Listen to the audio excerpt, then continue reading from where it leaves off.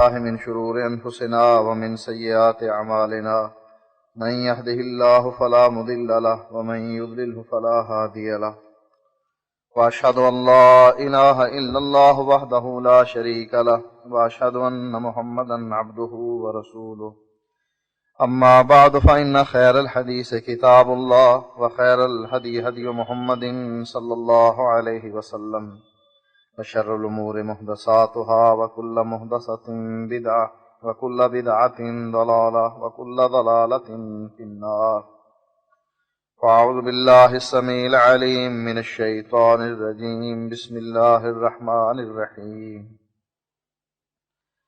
قال نوح رب إنهم عصوني واتبعوا من لم يزده ماله وولده إلا خسارا ومكروا مكرا كبارا وقالوا لا تذرن آلهتكم ولا تذرن بدنا ولا سواعا ولا يغوث ويعوق ونسرا وقد ضلوا كثيرا ولا تزد الظالمين إلا ضلالا.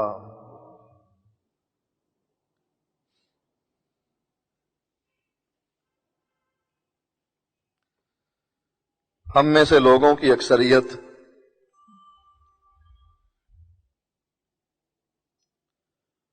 وہ کام کرتی ہے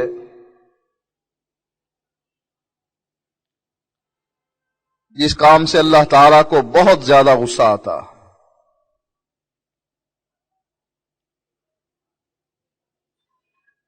جیسے آپ کسی کو چڑھانے کے لیے کوئی کام کریں اور وہ کام کریں کہ جس سے وہ آدمی بہت زیادہ چڑھتا ہو. ہمارا حال بھی یہی ہے کہ ہم اللہ تعالیٰ کو چڑھانے کی کوشش کرتے ہیں.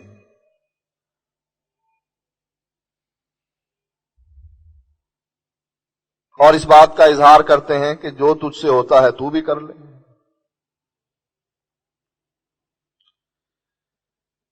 نبی اکرم صلی اللہ علیہ وآلہ وسلم سے صحابہ پوچھتے ہیں اللہ کے نبی ایو الاکبر ایو ذنب اکبر عند اللہ، اے اللہ کے نبی سب سے بڑا گناہ کون سا ہے؟ فرمایا نبی اکرم صلی اللہ علیہ وآلہ وسلم نے ان تجعل للہ ندا وہو خلقک. کائنات میں سب سے بڑا گناہ یہ ہے کہ تو اللہ تعالیٰ کا شریک بنائے حالانکہ اللہ تعالیٰ نے تجھ کو پیدا کیا.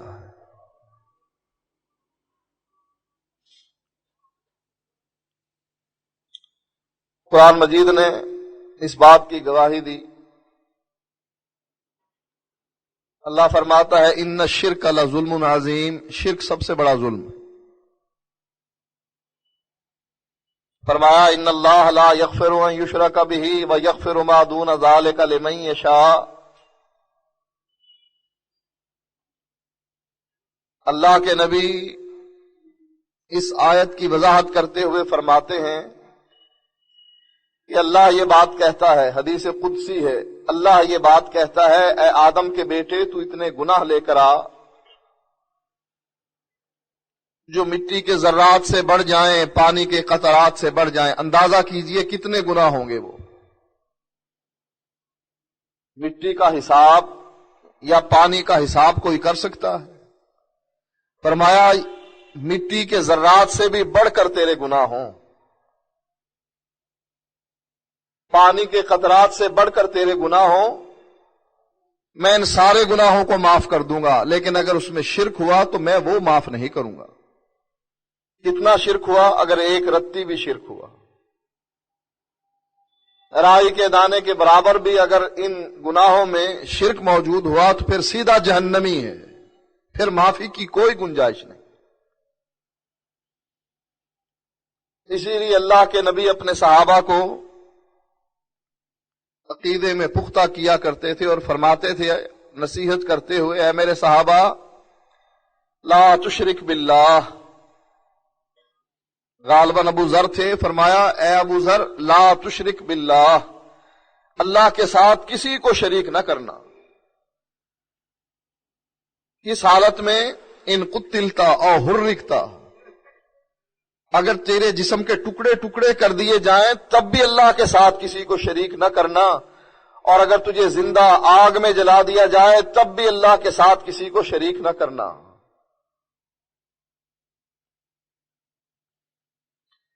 یہ شرک اتنا برا ہے، اور اللہ اپنے شریک سے، جس کو لوگ شریک بناتے ہیں، اتنا بیزار ہے کہ قیامت کے دن وہ آدمی جو عمل کرے گا ریاکاری کے لیے، اللہ اسے کہے گا جا میں نے تیرے عمل کو بھی چھوڑا، جا جس کے لیے تو نے یہ عمل کیا تھا، میرا شریک بنایا تھا، جا میں نے اس کو بھی چھوڑا، تیرے عمل کو بھی چھوڑا، جا اس سے جا کر اجر لے لے۔ میں اس میں حصہ دار بنتا ہی نہیں کہ جس عمل میں میرے علاوہ کوئی کسی کو شریک کر لے۔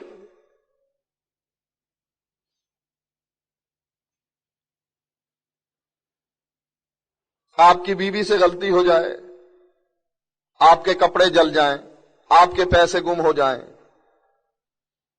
بد احتیاطی میں گھر میں چوری ہو جائے، بیوی آپ سے معافی مانگے، آپ معاف کر دیتے، لیکن بیوی اگر یہ کہے آپ بھی خوبصورت ہیں اور ایک آدمی گزرا تھا یہاں سے بڑا ہی خوبصورت تھا، کیا خیال ہے بیوی کو رکھیں گے اپنے گھر میں؟ پھر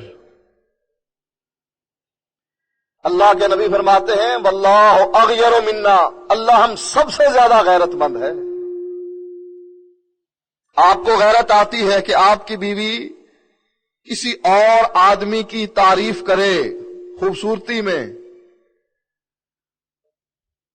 آپ برداشت نہیں کر سکتے، فوراً طلاق دے کے اسے ماں باپ کے بھیج دیتے ہیں کہ تو اس قابل ہی نہیں کہ تجھے میں اپنے گھر میں رکھوں، حالانکہ آپ بیوی کے خالق نہیں، مالک نہیں، رازق نہیں، خاوند ہی ہے نا۔ اور اللہ آپ کا خالق، آپ کو کس نے پیدا کیا؟ پانی کا ایک قطرہ اس سے ایک 5 فٹ 6 فٹ کا انسان بنانا اور خوبصورت انسان بنانا، یہ کس کی کاریگری ہے؟ آپ کا مالک کون ہے؟ آپ کا رازق کون ہے؟ آپ کو کھلاتا پلاتا کون ہے؟ بچہ ماں کے پیٹ میں ہوتا ہے، اللہ وہیں پر اس کے رزق کا، کھانے کا سامان پیدا کرتا ہے۔ جو ہی بچہ ماں کے پیٹ سے باہر آتا ہے دودھ کا انتظام پہلے ہی ہو جاتا ہے۔ اب اس کے دانت نہیں، اب یہ کیا کھائے؟ یہ گزارا دودھ پر کرے۔ اب اس کے دانت نکل آئے ہیں، اللہ تعالیٰ نے اس کے لیے اور نعمتیں رکھی۔ اب یہ بوڑھا ہو گیا ہے، اب اس کے دانت نہیں رہے، اب اس کی خدمت کے لیے اولاد رکھتی ہے۔ اللہ آپ کا رازق ہے اور آپ کو رزق دیتا ہے من حیث لا یحتسب، آپ کا گمان بھی نہیں ہوتا کہ یہاں سے بھی میرے پاس پیسے آ گئے، مجھے پتا بھی نہیں تھا۔ آپ بیوی کے شوہر ہیں، نہ آپ اس کے خالق، نہ مالک، نہ رازق، اور اللہ آپ کا خالق مالک رازق بھی ہے۔ اللہ کو کتنی غیرت آتی ہوگی، آپ کا بیٹا آپ سے روٹی نہ مانگے، پڑوسی کے پاس سے جا کر روٹی مانگ لے، آپ کو غصہ آئے گا کہ نہیں؟ چاہے پڑوس میں آپ کا سگا بھائی ہی رہتا ہو، اپنے چچا سے جا کر کھانا مانگے یا پیسے مانگے، آپ کو غیرت آئے گی کہ نہیں؟ میرا بیٹا کسی اور سے کیوں مانگے، مجھ سے کیوں نہیں مانگتا؟ کیا اللہ کو غیرت نہیں آتی کہ بندہ میرا، پیدا میں نے کیا، جب اس کو ماں کے پیٹ میں کوئی آدمی غذا نہیں پہنچا سکتا تھا، میں نے زہر کو اس کی غذا بنا دی۔ ہے کوئی ڈاکٹر جو بچے کو ماں کے پیٹ میں، جب وہ ماں کے پیٹ میں ہوتا ہے وہاں کھانا پہنچائے، اس کو ڈرپ لگائے، اس کو کھانا کسی طریقے سے؟ اللہ کہتا ہے میں نے اس کو اس وقت کھانا دیا جب یہ منہ سے کھا نہیں سکتا تھا، میں نے اس کے کھانے کا، اس کی پرورش کا انتظام ان پردوں میں کیا۔ اور اب جب یہ بڑا ہو گیا یہ قبر کے آگے ہاتھ پھیلا کر اس سے مانگ رہا ہے جو مر گیا۔ دنیا کتنی پڑھی لکھی ہے، آج کل کوئی اندازہ ہے اس عقل مندی کا؟ اس دنیاوی تعلیم نے دماغ کو کیسے روشن کر دیا ہے، لیکن ایک شرک کرنے والا صدیوں پرانی خیالات کو اٹھا کر اب بھی اپنے سینے سے لگائے ہوئے ہے۔ یہ کون ہے جس سے تو مانگ رہا ہے؟ یہ مر گیا کہ نہیں؟ لوگ اولیاء سے مانگتے ہیں، اولیاء مرتے ہیں یا بغیر مرے ان کو دفن کرتے ہو؟ جب وہ مر جاتے ہیں، مرا ہوا بھی کوئی دے سکتا ہے؟ مرا ہوا جب چارپائی پر پڑا ہو تب مانگ کر دیکھو، اس کا ہاتھ پکڑ کر ہلاؤ، اس کے کان کے قریب اپنا منہ لے جا کر آواز دو، وہ پاؤں کی حرکت کرے، ہاتھوں کی حرکت کرے، اس کی زبان حرکت کرے، اس کے ہونٹ ہلیں، اس کی آنکھیں کھلیں اور بند ہو جائیں۔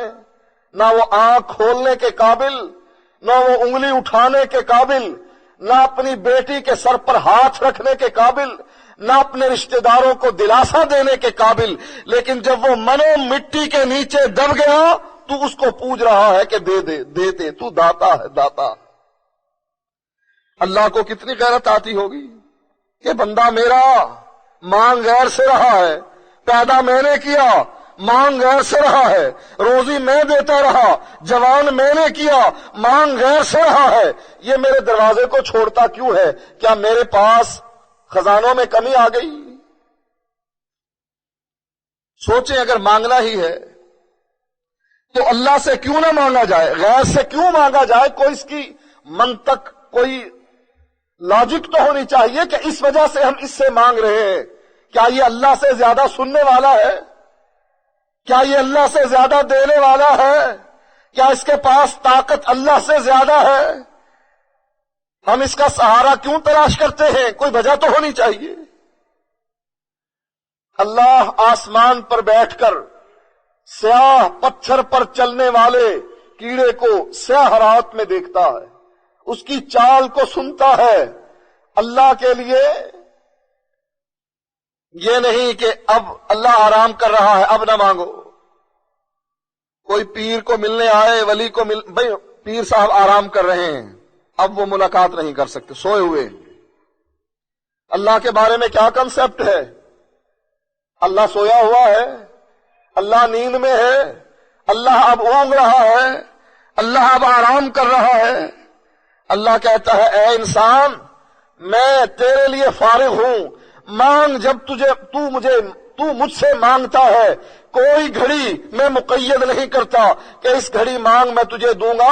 ادعونی استجب لکم، رات کے 12 بجے مانگ میں تب بھی تیری سنوں گا، دن کے 12 بجے مانگ، گرمی میں مانگ، سردی میں مانگ، میں ہر وقت تیرے لیے تیار ہوں، تجھے دینے کے لیے، تیری پکار سننے کے لیے۔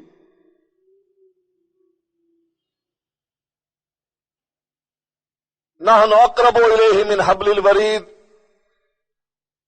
تو غیر کے پاس جاتا کیوں ہے؟ تو اس کے پاس چل کر جاتا ہے اور میں اتنا قریب ہوں جتنی شاہرک قریب ہے۔ تو اپنے گھر سے دربار پر جائے گا، پیر کو سلام کرنے کے لیے سفر طے کرے گا، اس کے پاس چل کر تجھے جانا پڑ رہا ہے، اور وہ ہے جو کہتا ہے میں تیری شاہرک سے بھی زیادہ قریب ہوں۔ حضرت خولہ نبی اکرم صلی اللہ علیہ وآلہ وسلم کے پاس چلی گئی، کہنے لگی اللہ کے نبی میرے شوہر نے مجھے ماں کہہ دیا ہے، اور اس وقت ماں کہنا طلاق ہوتی تھی، اب میں کہاں جاؤں؟ جوانی اس کے ہاتھوں میں تھی، اب بڑھاپے کی حالت میں جب میں نے اولاد کو جنم دے لیا، اب میں اس کے گھر سے نکل جاؤں؟ اس نے مجھے طلاق دے دی، ماں کہہ دیا، شرمندہ بھی ہے، رجوع بھی کرنا چاہتا ہے، آپ اس مسئلے کا کچھ حل بتلائیے۔ اب اللہ کے نبی کو ہم مختار کل کہتے ہیں، جو چاہیں کر لیں، ان کے ہاتھ میں ہے، جو چاہیں کر لیں، لیکن اللہ بتلاتا ہے اے نبی تو بھی پابند ہے، تیرے ہاتھ میں بھی کچھ نہیں، تو میری شریعت لے، اس شریعت کو پہنچا، لوگوں کو بتلا، لیکن قانون میں بھیجوں گا، قانون میں بتلاؤں گا، یا میری مرضی کے مطابق تو قانون بتلا۔ اللہ کے نبی نے حضرت خولا سے معذرت کر لی کہ خولا میں کر کیا سکتا ہوں، یہ قانون کا مسئلہ ہے، قانون ساز اللہ ہے، اللہ نے قانون یہ بنایا ہے، اب میں اس میں کچھ نہیں کر سکتا۔ اب یہ منتیں کر رہی ہے اور اللہ کے نبی انکار کر رہے ہیں، میں کچھ نہیں کر سکتا، خولا چلی جا واپس۔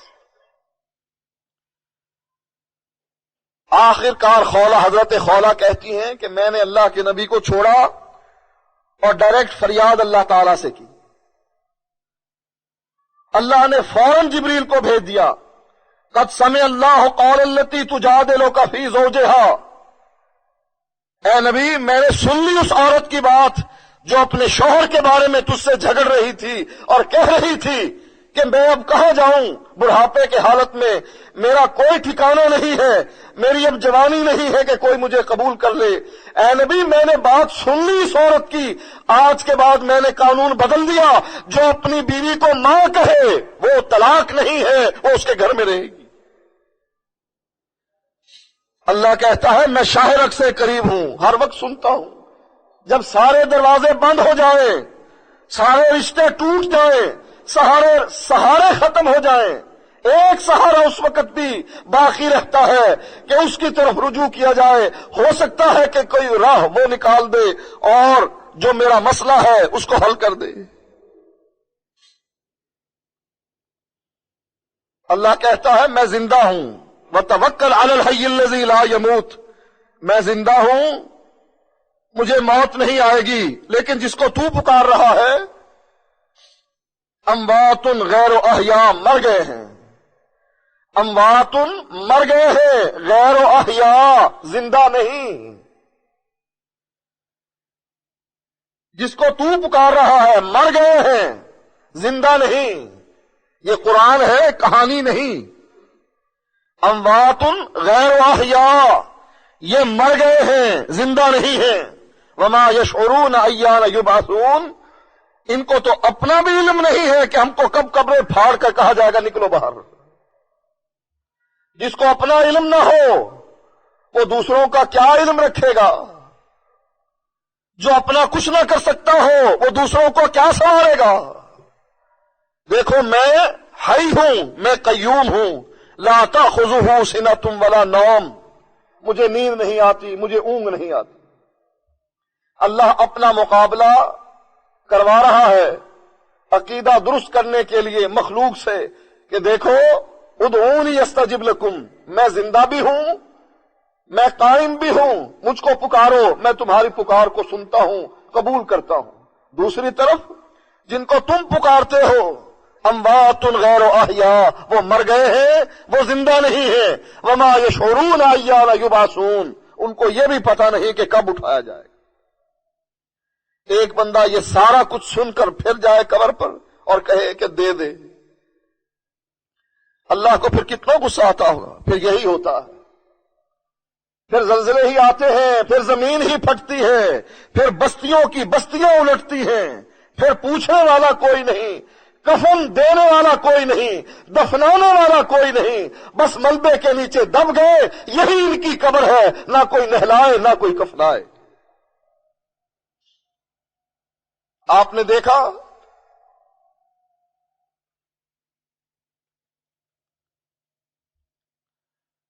کیوں ٹی وی والے سہیلی سرکار کے دربار کی تصویر بار بار دے رہے ہیں کہ یہ دیکھو یہ دربار بچ گیا، نام بھی سہیلی سرکار، جس کی یہ سہیلی تھی اس سہیلے کا نام کیا تھا؟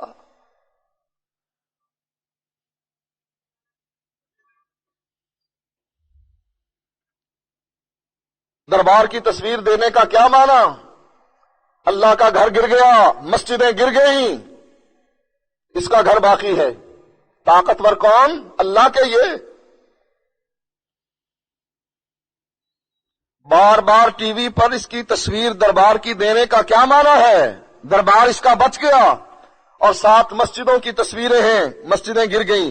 مسجدیں کس کا گھر تھا؟ یہ اللہ کے گھر تھے۔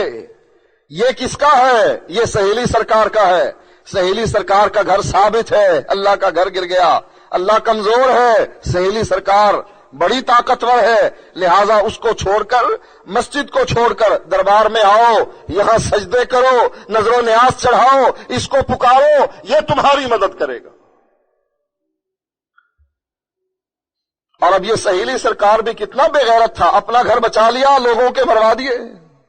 کسی کا بیٹا مر گیا، کسی کی بیوی مر گئی، کسی کا بچہ مر گیا۔ اگر واقعی اس کے اندر اتنی طاقت تھی، مظفر آباد کو روک لیتا، رک جا، تیرے اندر میرا دربار، تیرے باسی مجھے پوجنے والے، میرے نام کی نظر و نیاز دینے والے، نذرانے چڑھانے والے، تو کہاں آ رہا ہے زلزلہ؟ کوئی زلزلہ نہیں آنا چاہیے، یہ میرا گھر ہے، یہ میرے شہری ہیں، یہ میرے باسی ہیں، میں ان کا ذمہ دار ہوں۔ اگر اس کے اندر اتنی طاقت تھی، زلزلے کو روک لیتا۔ اور اگر طاقت تھی تو کیسا خود غرض انسان ہے کہ اپنا آپ بچا لیا اور لوگوں کے مروا دیے۔ جو آدمی خود اتنا خود غرض ہو، اپنا گھر بچائے اور اپنے مریدوں کا نہ بچائے، اسے بھی پوجنے کا کوئی فائدہ ہے؟ اصل حقیقت تو یہ ہے کہ اس کا جسم بھی محفوظ نہیں، کیڑے کھا گئے اس کے گوشت کو، ہڈیاں مٹی میں مل گئیں، نام و نشان باقی نہیں رہا، لیکن ہم اب بھی اسے پوج رہے ہیں اور کہہ رہے ہیں دیکھو کتنی بڑی سرکار ہے۔ اب بھی ہم یہ کہیں کہ اللہ ہمیں عذاب کیوں دیتا ہے؟ یہ تو اللہ کے نبی کی دعا تھی کہ اللہ کے نبی نے دعا مانگی تھی کہ اللہ میری امت کو ایسے ہلاک نہ کر دینا کہ ایک طرف سے لے کر دوسری طرف ساری کی ساری امت ہلاک ہو جائے۔ اللہ تعالیٰ نے اپنے نبی کی یہ بات مان لی تھی کہ اے نبی میں نے تیری یہ بات مان لی، میں ان پر ایسا عذاب نہیں بھیجوں گا کہ تیری پوری امت برباد ہو جائے، ہاں میں ان پر عذاب بھیجوں گا ضرور۔ اب ہم ٹی وی پر وہ چلا کر اللہ کو غصہ دلا رہے ہیں، کر لے کیا کر سکتا ہے تو دیکھ ہمارا عقیدہ اب بھی دیکھ۔ اور ہم یہ مسجد میں آنے والے 200-400 نمازیوں کو ہم تبلیغ کر لیتے ہیں، اپنا عقیدہ سنوارو، اپنا عقیدہ سنوارو، اپنا عقیدہ سنوارو، اور باقی ساری دنیا لگی ہوئی ہے شرک پر۔ کوئی شہر بچا ہوا ہے ان درباروں سے؟ اسلام میں ان کی کیا حیثیت ہے؟ کوئی قبر اونچی نہیں ہونی چاہیے،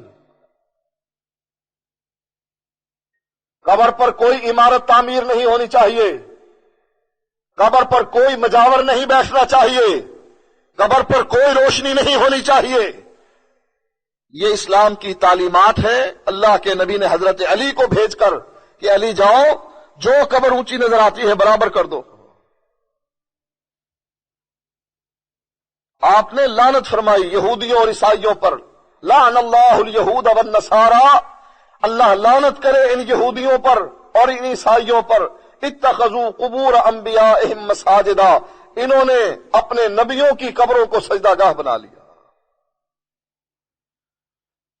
نبی کی قبر کو سجدہ گاہ بنانا، اللہ کے نبی اس پر لعنت کر رہے ہیں۔ یہاں نبی تو چھوڑ، یہاں ہر بزرگ، ککڑ شاہ، لسوڑی شاہ، فسوڑی شاہ، نانگے شاہ، کوئی ہے؟ کوئی کمی باقی ہے جانوروں میں؟ یہ کس کا دربار ہے؟ یہ چپ شاہ کا دربار ہے۔ یہ کس کا دربار ہے؟ یہ دمڑی شاہ کا دربار ہے۔ یہ کون ہے؟ یہ کاواں والی سرکار ہے۔ تو جانوروں کے نام باقی رہ گئے؟ اللہ کے نبی نے یہودیوں پر، عیسائیوں پر لعنت فرمائی کہ انہوں نے اپنے نبیوں کی قبروں کو سجدہ گاہ بنا لیا۔ ہم نے ہر پلید انسان کو جو کبھی غسل نہیں کرتا تھا، نماز نہیں پڑھتا تھا، کبھی اس نے روزہ نہیں رکھا، کبھی اس نے اپنی طہارت نہیں کی، جب مر گیا کہتے یہ پہنچی ہوئی شخصیت تھی، مر گئی، اس پر مزار بنا دو۔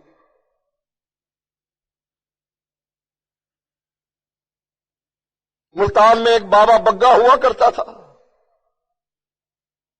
لوگ عورتیں جاتی جن کے ہاں اولاد نہ ہوتی اور وہ من من کی گالیاں اس کو نکالتا. جس عورت کو گالی وہ نکال دیتا وہ بڑی خوش ہوتی, ہاں اب میرے ہوگی اولاد.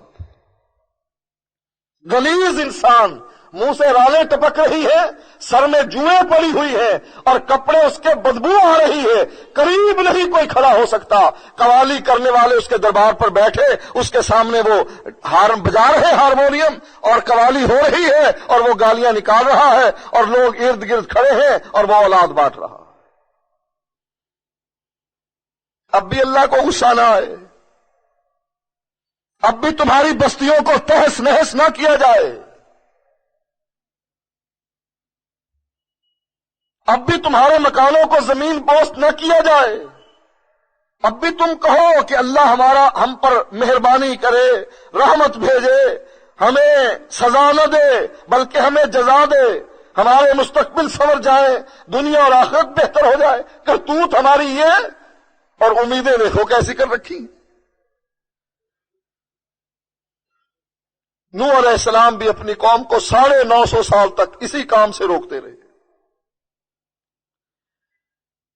چوری قابل معافی جرم ہے, اللہ برداشت کر لیتا ہے. زنا بدکاری قابل معافی جرم ہے, قتل قابل معافی جرم ہے, لیکن شرک قابل معافی نہیں. نوح علیہ السلام اپنی قوم کو 950 سال تک یہی دعوت دیتے رہے کہ لوگوں اللہ کی عبادت کرو, میری پیروی کرو اور اللہ کا خوف اپنے دل میں رکھو. اللہ سے کیا کہنے لگے؟ رب انی دعوت قومی لیلا و نہارا, اے اللہ میں نے اپنی قوم کو دن میں بھی پکارا, رات کو بھی پکارا. کوئی گھڑی دن کی ایسی نہ تھی کہ میں اپنی قوم کو پکار کر یہ دعوت نہ دے رہا ہوں. وہ دعوت کیا تھی؟ ان اعبدوا اللہ واتقوہ واطیعون, اے میری قوم اللہ کی عبادت کرو, میری پیروی کرو اور اللہ کا خوف اپنے دل میں رکھو. انی لکم نذیر مبین, یا قوم اے میری قوم, انی لکم نذیر مبین, میں تمہیں ڈرانے والا آیا ہوں, ڈرانے کے لیے آیا ہوں. ڈر جاؤ اللہ تعالیٰ کے عذاب سے. کیا کرو؟ ان بتوں کی عبادت نہ کرو, اللہ کی عبادت کرو. واتقوہ واطیعون, اس کا خوف اپنے دل میں رکھو اور میری اطاعت کرو.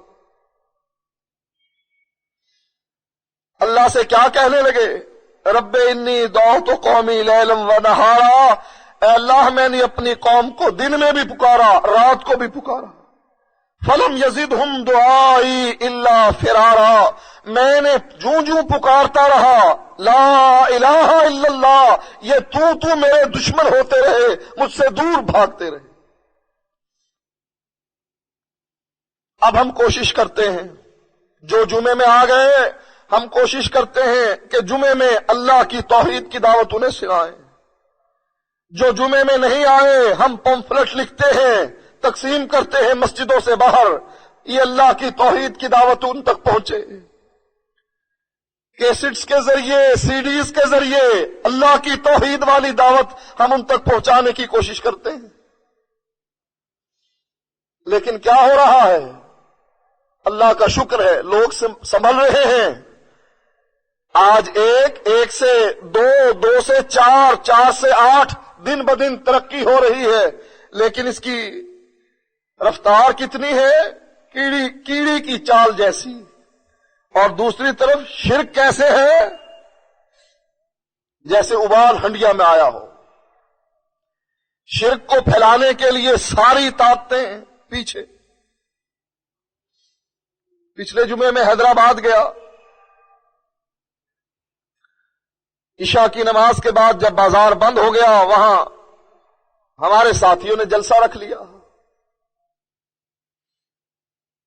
سٹیج بنا دیا. سٹیج بننے کی دیر تھی, ڈی ایس پی آ گیا, 4 تھانے کے ایس ایچ او آ گئے, ایس پی آ گیا, کہا ہٹاؤ یہ سٹیج. کہا کیوں؟ کہا بس ہٹاؤ, ہمارا بھی حق ہے, ان کو اجازت ہے, ہمیں اجازت کیوں نہیں؟ کہا بس زیادہ باتیں مت کرو, سٹیج ہٹاؤ. بحث چلتی رہی، ہمارے ساتھی بھی اڑ گئے، نہیں ہٹاتے۔ کہا سچی بات پوچھتے ہو، تم میرا یہ فیتا اترواؤ گے، یہ بیلٹ صبح نہیں ہوگی؟ سچی بات پوچھتے ہو، امریکہ تم سے ڈرتا ہے، امریکہ کا ہمیں یہ حکم ہے، حکومت نے ہمیں یہ تعلیمات دے رکھی ہیں، احکامات پہنچائے ہوئے ہیں کہ ان کو بولنے کی اجازت نہ دو، ان کو بند کر دو، تم مسجد کے اندر بیٹھ کر یہ کام کرو، باہر نہیں نکلو۔ ان کو کیوں اجازت ہے؟ ان کو شے ہے امریکہ کی، جو چاہے کرے، کہیں ادھر کا جلوس، کہیں ادھر کا جلوس، آج کس کا جلوس، آج اس کا جلوس، کل کس کا، آج اس کا۔ آج کیا ہے؟ آج یہ جی گیا ہے، کل کو مر گیا ہے، آج اس کا 10واں ہے، کل 40واں، ہر روز جلوس، سڑکیں بند۔ لیکن تم مسجد کے اندر رہ سکتے ہو، باہر نہیں۔ جیسے ہنڈیا میں ابال آیا ہو، شرک کا پھیلاؤ اتنا زیادہ ہے، حکومت بھی پیچھے، امریکہ برطانیہ بھی پیچھے۔ ہاں، ان جو قبر سے ڈرے، امریکہ کہے ہاں وہ ہے پکا مسلمان، جو قبر سے ڈرے گا، میری راکٹ سے نہیں ڈرے گا، میرے میزائل سے نہیں ڈرے گا۔ جب میں کہوں گا میں آیا، جو قبر سے ڈر رہا ہے، مرے ہوئے مردے سے، میں تو پھر بھی زندہ ہوں، میں تو سپر پاور ہوں آج کل، لہذا وہ اس نے سپورٹ کر رہے ہیں۔ اور ہم توحید والے ویسے ہی کم، ہماری مسجدیں کتنی ہیں؟ پورے راول پنڈی میں 30-35 مسجدیں، اور وہاں ہزاروں کی تعداد ہے۔ جو کچھ نوح علیہ السلام کے ساتھ ان کی قوم کر رہی تھی، وہی کچھ ہمارے ساتھ کرتی۔ نوح علیہ السلام کہتے ہیں وَإِنِّي كُلَّمَا دَعَوْتُهُمْ لِتَغْفِرَ لَهُمْ جَعَلُوا أَصَابِعَهُمْ فِي آذَانِهِمْ وَاسْتَغْشَوْا ثِيَابَهُمْ وَأَصَرُّوا وَاسْتَكْبَرُوا اسْتِكْبَارًا۔ اے اللہ، ہم انہیں توحید کی دعوت پہنچانا چاہتے ہیں، یہ اپنی انگلیاں اپنے کانوں میں ٹھونس لیتے ہیں۔ یہ وہابیوں کی مسجد ہے، یہاں نہیں جانا۔ مولویوں کی تعلیمات کیا ہوتی ہیں؟ یہ وہابیوں کی مسجد ہے، یہاں نہیں جانا۔ کل میں ایک دوست کے پاس بیٹھا تھا، وہ نماز اہل حدیث دیوبندیوں کے پیچھے پڑھتا تھا۔ ایک عام انسان آیا، انہوں نے مسجد میں یہ اعلان کیا ہوا تھا کہ مغرب کی اذان کے بعد 2 منٹ وقفہ دیا جائے گا۔ ایک عام انسان پوچھنے لگا مولوی صاحب یہ 2 منٹ کا وقفہ کیوں ہے؟ جو آ گیا ہے بس نماز پڑھاؤ۔ ہم اس وقت میں فارغ بیٹھتے ہیں، اس کا کوئی فائدہ ہے؟ وہ اہل حدیث کہنے لگا یہ وقفہ اللہ کے نبی نے اس لیے رکھوایا تھا کہ مغرب کی اذان کے بعد اور جماعت سے پہلے 2 رکعت سنتیں ہیں، نفل ہیں، پڑھیے۔ جو مسجد میں آ گیا وہ 2 نفل پڑھے، اور جو لیٹ ہو گیا وہ وضو کرے، اتنی دیر میں وہ 2 نفل پڑھے گا، وہ وضو کر کے آ جائے گا، جماعت ہو جائے گی۔ وقفہ رکھنے کا مقصد یہ تھا اللہ کے نبی کا۔ کہا یہ کہاں ہے؟ کہا حدیث میں آتا۔ مولوی صاحب سے پوچھنے لگا مولوی صاحب یہ حدیث آتی ہے بخاری میں؟ کہا ہاں آتی ہے۔ کہا پھر ہم کیوں نہ کریں 2 رکعت نفل پڑھ لیا کریں، 2 منٹوں میں ہم 2 نفل پڑھ لیا کریں۔ کہا نہیں، اس حدیث کو ہمارے امام نے نہیں مانا، اس لیے ہم یہ عمل نہیں کریں گے۔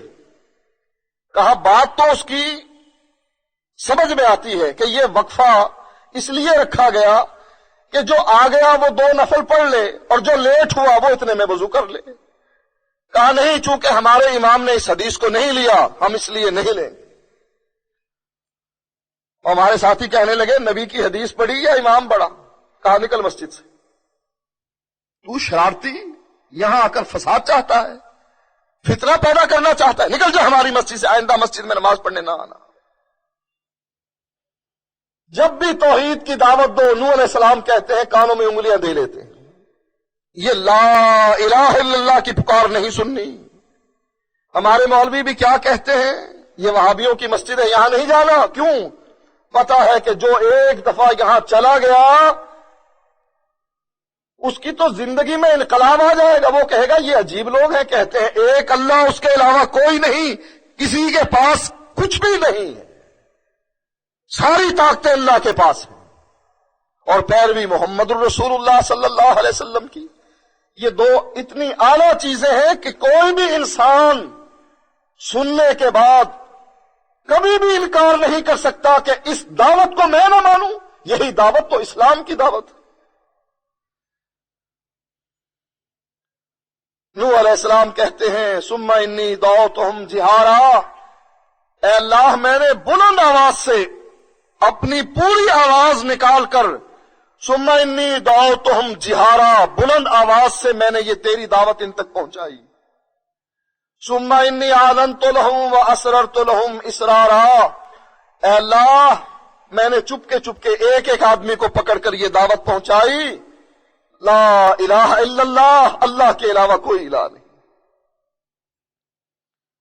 فقلت استغفروا ربکم انہ کان غفارا، میں ان کو کہنے لگا اپنے رب کے سامنے جھک جاؤ، وہ معاف کر دینے والا. یرسل السماء علیکم مدرارا ویمددکم باموال وبنین ویجعل لکم جنات ویجعل لکم انہارا. دیکھو امریکہ اور یورپ کی طرف اپنی نگاہیں نہ اٹھاؤ، اللہ آسمان سے نعمتیں نازل کرے گا، تمہیں مال بھی دے گا، دولت بھی دے گا، اولاد سے بھی نوازے گا، ساری کمی تمہاری پوری کر دے گا. لیکن نوح علیہ السلام کی قوم اکڑی رہی. نہ یہ سہیلی سرکار کو ہم چھوڑ دیں، یہ غازی بابا کو چھوڑ دیں، ہم آپ کا کیا خیال ہے؟ ہمارا داتا ہے علی حجویری، ہم اس کے دربار پہ نہ جائیں؟ یہ بری امام کرنے والا اس کی قبر پر ہم چادر نہ چڑھائیں؟ یہی کام نوح علیہ السلام کی قوم نے نوح علیہ السلام کے ساتھ کیا. اب نوح علیہ السلام بھی انسان تھے، بشر تھے، غصہ آ گیا. کہنے لگے، قوم ایک دوسرے کو کہنے لگی لا تذرن آلہتکم ولا تذرن ودم ولا سواعم ولا یغوث ویعوق ونسرا، یہ تمہارے پنجتن پاک ہیں، ان کو نہ چھوڑنا. ود ہے، سوا ہے، یغوث ہے، یعوق ہے اور نصر، یہ پنجتن پاک ہے، ان کو پکڑ لو. نوح علیہ السلام نے جب ان کی اس ہٹ درمی کو سنا، کیا کہنے لگے؟ وقال نوح رب لا تذر علی الارض من الکافرین دیارا، اے اللہ میں تھک گیا، 950 سال ان کو تبلیغ کرتے کرتے تھک گیا. میں نے دن اور رات نہ دیکھی، میں نے انہیں بلند آواز سے بھی آہستہ آہستہ بھی سمجھایا، میں ان کی نجی محفلوں میں بھی گیا اور میں ان کے اکٹھ میں بھی جا پہنچا. لیکن اے اللہ یہ قوم ایسی ذلیل قوم ہے کہ اس نے میری بات پر کان نہیں دھرا. اب میری بھی پکار یہ ہے لا تذر علی الارض من الکافرین دیارا، اللہ اب ایک گھر بھی کسی کافر کا سالم نہ رہے، کر دے ملیا میٹ سب کو. کیا چاہتے ہیں آپ؟ اللہ کے غضب کو دعوت دینا؟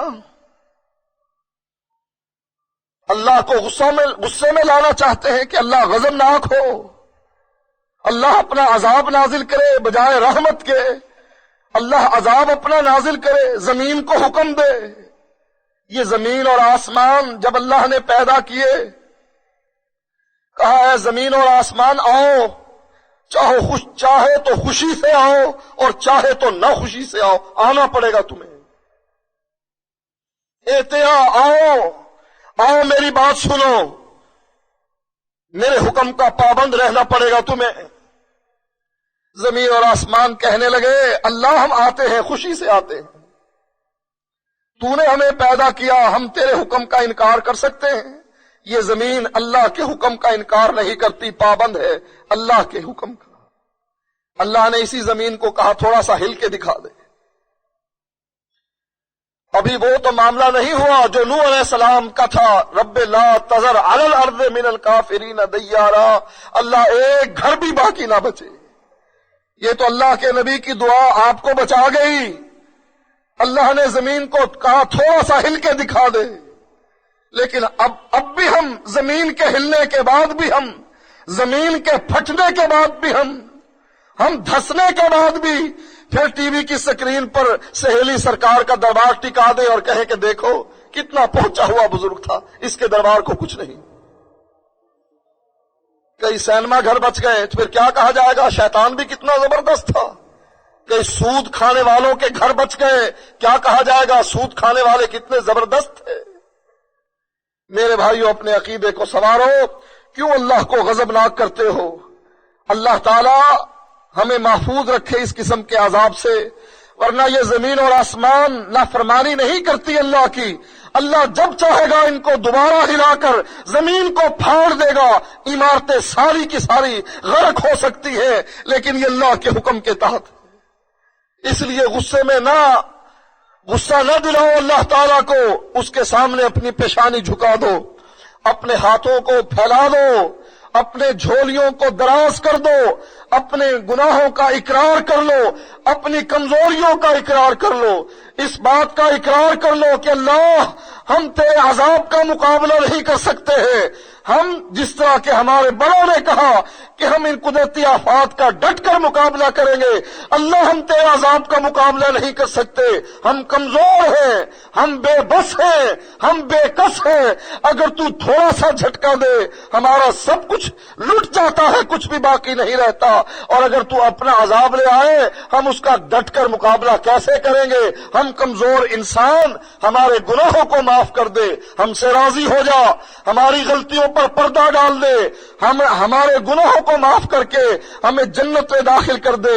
ہم تیرے اطاعت کرنے والے، تیرے نبی کی اتباع کرنے والے، تیرے حکم پر کان دھرنے والے، تیرے توحید کا اقرار کرنے والے، نبی کی رسالت کو ماننے والے، ہم اپنے گناہوں کا اقرار کر کے تجھ سے معافی کے طلبگار ہیں، ہم تیرا مقابلہ کرنے کے لیے تیار نہیں۔ کر لو اقرار اس کا،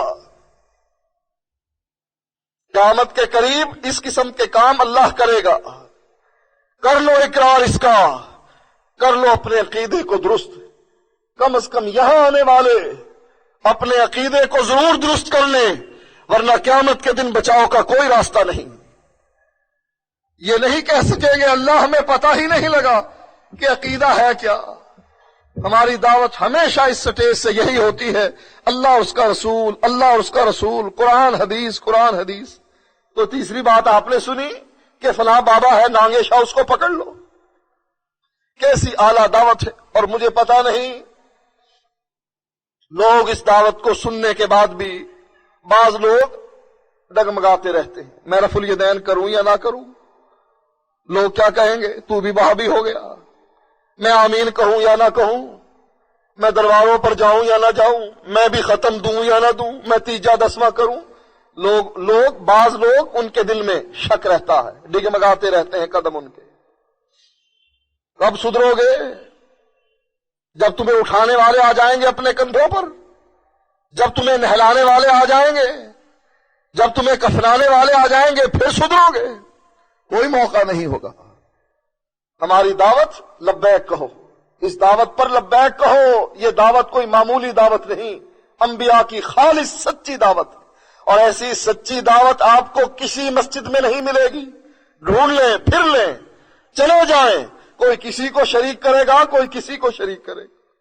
یہ خالص دعوت، اللہ اور اس کا رسول، تیسری کوئی چیز ہی نہیں، کوئی بابا نہیں، کوئی نانگا نہیں، کوئی چپ شاہ نہیں، کوئی بیری شاہ نہیں، کوئی کاں والی سرکار نہیں، ایک اللہ۔ یہ خالص دعوت ہے۔ یہ دعوت امریکہ کو ناپسند ہے، یورپ کو ناپسند ہے۔ اس دعوت کے ماننے والے پھر کسی سے نہیں ڈرتے سوائے اللہ تعالیٰ کے، گردن کٹ سکتی ہے، جھک نہیں سکتی۔ امریکہ کو پتا ہے، اس کی ایجنسیاں لگی ہوئی ہیں، تحقیقات کر رہی ہیں، ان کو بالکل خبر ہے کہ یہی لوگ ہیں کٹنے مرنے والے، ان کی گردن کٹ سکتی ہے، جھک نہیں سکتی۔ اسی لیے حکومت بھی ہم پر پریشر ڈالتی ہے، دباؤ ڈال، ان کی مسجدیں نہ بنیں، ان کے جلسے باہر نہ ہو، یہ نہ ہو، باقیوں کو چھٹی دے دو۔ ان کا کیا ہے، ان کو جب چاہیں ہم ڈرا لیں گے۔ میرے بھائیوں، امریکہ ڈرے یا نہ ڈرے، یورپ ڈرے نہ ڈرے، آپ کو ڈرنا چاہیے اللہ سے۔ اللہ کے عذاب کے آنے سے پہلے معافی مانگ لیں، اپنا حساب کلیئر کر لیں، کھاتا اپنا صاف کر لیں، اللہ سے اقرار کر لیں، اللہ معاف کر دے پچھلے گناہوں کو۔ آئندہ کے لیے ہماری توبہ ہے، ہم تیرے فرما بردار، تیرے نبی کے فرما بردار، جو کہے گا وہ کریں گے۔ وآخر دعوانا